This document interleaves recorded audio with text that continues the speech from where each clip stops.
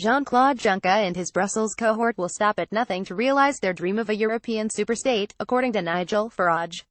The former UKIP leader made the declaration during an impassioned call to arms for ordinary Europeans to rise up against the political authoritarianism on the EU. Mr. Farage delivered the incredible address on his LBC phone-in show, claiming that Philip Hammond was right to call the EU the enemies of Britain.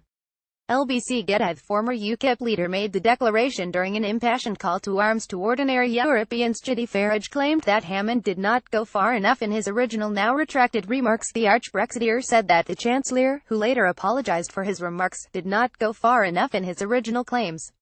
Mr. Farage told listeners on LBC the EU is the enemy, but not just of the UK, but also of Europe itself. It is the enemy of the companies operating in Europe, the workers in Europe, and the very concept of European nations. Europe sells us £70 billion a year, more than we sell them. The French wine industry, the German car industry, Belgian chocolate makers, millions of jobs are linked directly to trade with the UK. If the EU was truly acting in the interest of the 27 countries, they would want a simple free trade deal, but they don't. They want Britain to be seen to be punished, and if that means that European workers lose their jobs, companies contract, that doesn't matter. What matters is Brussels, the flag, the anthem, the army, and pushing on with their project for the United States of Europe.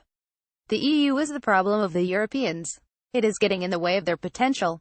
Farage claims Juncker will risk punishing Europeans for his superstate dream. Farage delivered the incredible address on his LBC phone-in show Friday, September 29, 2017. German Chancellor Angela Merkel gestures prior to the tour to table of the Tallinn Digital Summit. During a European Union summit in Tallinn, Estonia, they want Britain to be seen to be punished, and if that means that European workers lose their jobs, companies contract, that doesn't matter. Nigel Farage, the MEP, warned that Mr. Juncker will deprive Europe if nation-states threaten to get in his way.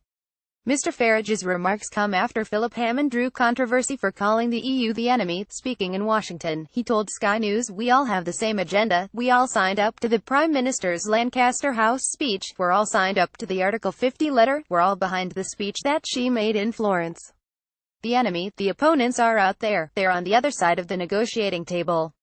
Those are the people we have to negotiate with, negotiate hard to get the very best deal for Britain."